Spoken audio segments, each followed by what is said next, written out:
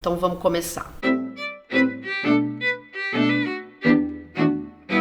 Bom, eu acho que eu queria começar esse vídeo falando de maneira bem simples, da forma como eu compreendo, e os juristas podem aqui me ajudar a ampliar esse entendimento, do que significa o Brasil ser um Estado democrático de direito. E eu acho que é importante a gente falar sobre o que significa o Brasil ser esse Estado democrático de direito, porque a gente vive momentos em que a gente se indigna muito com muitas coisas. E a gente vive um momento de muita desconfiança de tudo. Eu já falei sobre isso num vídeo em que eu falei sobre fake news, que parece que a gente desconfia de todas as instituições, de todos os políticos, de todas as pessoas, de qualquer tipo de movimento nos causa desconfiança. E aí, a depender do lugar em que você ocupa em termos de pensamento, digamos assim, se você está no espectro mais à direita e mais à esquerda, essa sua desconfiança vai motivar em você olhar para notícias de uma maneira a apontar quem é o culpado, quem é a vítima, porque a gente também vive esse sistema de ainda grandíssima polarização. Se você não entendeu até agora, esse meu vídeo foi motivado pelo que aconteceu essa semana com uma vereadora que se chama Marielle Franco. Ela foi executada com 4 tiros. Também foi morto o motorista que fazia esse trabalho de levá-la até a casa dela, o Anderson Pedro Gomes, depois que ela participou de uma roda de conversa com mulheres negras para falar justamente sobre questões com as quais ela se ocupava em boa parte do seu trabalho, da sua atividade, que tinham a ver com o racismo e a violência. Ela, que era uma mulher que veio da favela, estudou, se formou, trabalhou muitos anos com política, até que ela mesma conquistou votos de 46 mil pessoas do Rio de Janeiro e virou vereadora. E falar sobre o que é o Estado Democrático de Direito, então, para mim, é pensar que a maneira como a gente vive em sociedade não foi uma coisa que eu inventei, não foi uma coisa que você inventou. Desde a Constituição de 88 está lá dito que o Brasil é esse Estado Democrático de Direito. E tem 3 palavras aí importantes: o Estado Democrático de Direito. E aí, se você procurar na internet, você vai ver que o entendimento que tem sobre o Estado Democrático de Direito, em que todos nós vivemos, esse Estado ele defende através das leis todo um rol de garantias fundamentais, baseadas no chamado princípio da dignidade humana. Ou seja, como estamos todos nós nessa democracia, os atos dos governos são exercidos por membros do povo, ou seja, nós escolhemos essas pessoas que são politicamente constituídas e que são, portanto, nomeados para cargos públicos. Isso significa que a gente vive numa democracia que não é direta, não sou eu, Janaísa, que decido tudo o que acontece, mas sou eu que escolho alguém, elejo alguém para que ela vá fazendo essas escolhas. Nesse sentido, numa extrapolação, a eleição ela não é um fim, ela é o começo. Você escolhe essa pessoa e depois acompanha o que vem fazendo essa pessoa para que ela vá atendendo também os seus anseios como cidadãos. Além disso, como a gente está falando que é um Estado democrático e de direito, o que a gente tem é um conjunto de leis que regem a organização desse Estado. E aí não só rege a organização desse Estado, mas também rege a todos nós, assim como rege os políticos. Quando eu digo isso, é para dizer que todos nós estamos funcionando nessa mesma lógica. E se eu estou fazendo essa lembrança para mim, para você, para nós, é porque a gente não pode se esquecer que aquilo que a gente está chamando de direitos, eles valem para todos nós.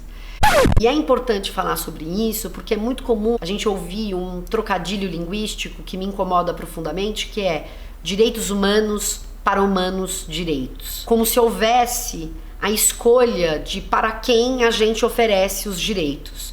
E isso está fora do que significa ser um Estado democrático de direito. Todos nós vivemos sob esse mesmo guarda-chuva.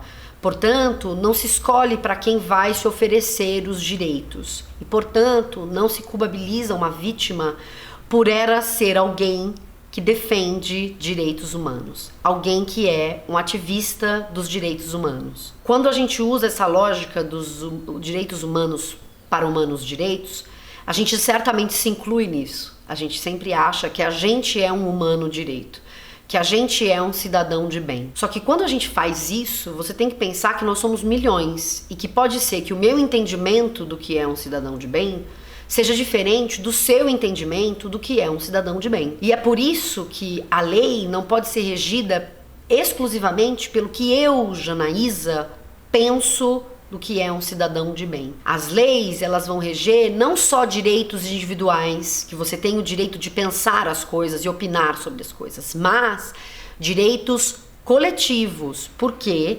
todos nós que vivemos em sociedade temos direito a ter acesso a esses direitos. Nesse sentido, um ativista de direitos humanos, ele não deve estar mais ou menos na mira porque é um ativista de direitos humanos. O equívoco em pensar que um ativista de direito humano trabalha com bandido e que não deveria trabalhar com bandido é cruel, porque na verdade alguém que trabalha com direitos humanos trabalha com todas as pessoas que são afetadas por serem o que são. E essa lógica, ela é triste quando a gente olha um relatório da Anistia Internacional que diz que o Brasil é o país que mais mata ativistas de direitos humanos. E aí a gente de novo sai da lógica do que é o cidadão de bem, porque estando num Estado democrático de direito, a gente não tem direito de matar as pessoas que a gente considera que são mais ou menos importantes para a nossa sociedade.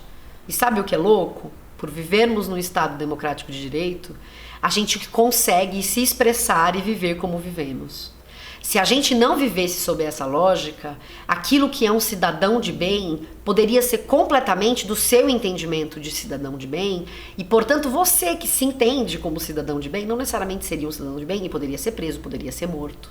Também dentro desse raciocínio tem um outro ponto que é importante, que as pessoas costumam dizer: e quanto às outras pessoas que morrem? Ninguém está fazendo estardalhaço pelas outras pessoas que estão morrendo. Ou então de dizer que essa morte está sendo politizada, que todo mundo está se importando só com essa morte, e explicitamente da Marielle, e mesmo não do motorista, porque ela é mais importante do que os outros. E aqui tem um elemento que eu acho muito, muito significativo dessa conversa, dessa maneira como a gente vai argumentando e construindo as nossas ideias.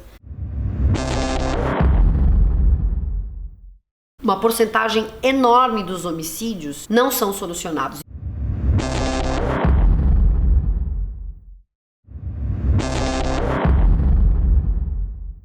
Isso é um problema, isso é muito grave. Mas os homicídios todos não estão dentro de uma mesma caixinha de homicídios. As pessoas são mortas por razões diferentes. E isso não significa valorizar mais a morte de um e minimizar a morte do outro. Por favor, entendam. O fato de a Marielle Franco ter sido executada e de isso ser diferente de alguém que é assaltado na rua e é morto, é diferente pelo que caracteriza a motivação desse crime. Ela foi executada, não se sabe ainda quem foi, mas importa dizer que ela trabalhava diretamente com a reflexão sobre as violências que são promovidas, ora pelo Estado, ora por aqueles que estão à margem do Estado. Ela estava olhando para essas coisas todas. E foi a partir dessas reflexões que ela vinha fazendo que muito provavelmente a morte dela aconteceu. Diferentemente de alguém que morre assaltado na rua, as motivações são diferentes e, portanto, vão ser investigadas com vieses diferentes. Essa morte de rua tem outras causas e deve ser olhada de outra maneira. É investigada e é pensada e deve ser vencida de uma outra maneira. É com aquelas coisas que a gente já conhece, que são antigas. É com educação, é com mais segurança, é com menos truculência. O Brasil é um dos países que mais mata gente e isso não significa que a gente é o país mais seguro. A truculência, os estudos revelam que a truculência não resolve o problema de segurança de um país. E o encarceramento também não é a solução para todo tipo de crime. Isso é uma outra questão, mas eu acho importante a gente trazer isso, porque no momento em que a gente se sente inseguro, no momento em que a gente tem medo, a gente coloca tudo no mesmo saco, e quando as pessoas tentam separar isso, a gente diz que ou está politizando uma morte, ou que a gente está desvalorizando outras mortes. E não se trata disso. Quando há suspeita de uma vereadora eleita, alguém que está sendo eleita para fazer política, ela é morta por aquilo que ela faz, a gente precisa entender de que lugar vem isso.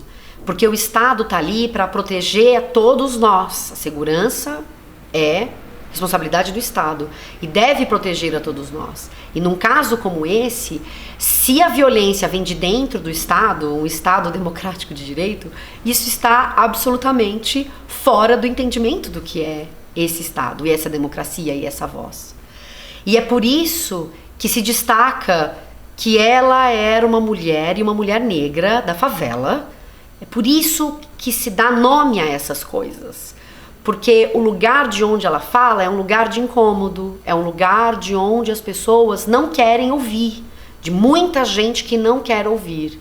E é por isso que muitas vezes as pessoas, na ânsia por não querer ouvir, culpabilizam essa mulher que foi morta e executada. E é por isso que a gente precisa identificar a Marielle como uma mulher negra que vem da comunidade, porque ela é uma voz que incomoda. Não foi por outra coisa que ela foi morta. Não é a voz da mulher negra que é ouvida no nosso dia a dia. Basta olhar no seu entorno. Nesse ponto eu só quero deixar claro de novo, dizer que essas mortes são diferentes não significa dizer que elas são menos importantes, que uma ou outra é menos importante, mas que elas demandam ações e reflexões de ordens diferentes e que são muito importantes para esse momento em que a gente vive no Brasil. O último ponto que eu queria trazer é que a internet, ela parece esse campo de batalha naval, né? Inúmeras vezes. E as pessoas estão se degladiando. E quando a gente vê comentários de ódio, a gente tem a sensação de que eles são múltiplos, de que eles são muitos. Uma pesquisa da GV, olhando para as informações do Twitter, mostrou que não. Elas são um volume pequeno de informação, frente à indignação de boa parte das pessoas. Isso é um dado importante, inclusive, para a gente pensar como é que a gente reverbera essas notícias. Eu acho que a gente tem que pontuar os equívocos dessas falas, mas eu não acho que a gente tem que reverberar essas falas como se faz nas redes sociais. Porque as redes sociais, elas são hoje um lugar de veiculação de muita coisa que é mentira, de muita coisa que é falsa. E quando a gente que se indigna com essa notícia vai lá e reverbera essa notícia, a gente está dando voz para essa notícia que é falsa e que é equivocada. Acho que era isso que eu tinha para dizer. Você pode complementar com outras informações aqui embaixo.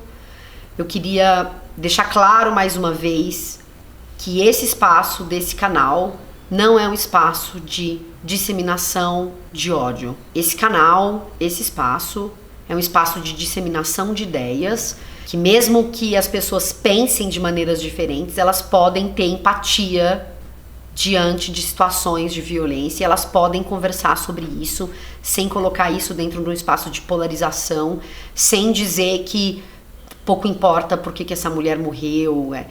Esse é um espaço de conversa e não de disseminação de ódio, sempre foi. Marielle presente, Anderson presente, todos os ativistas que vêm morrendo por defenderem as suas causas, todos presentes.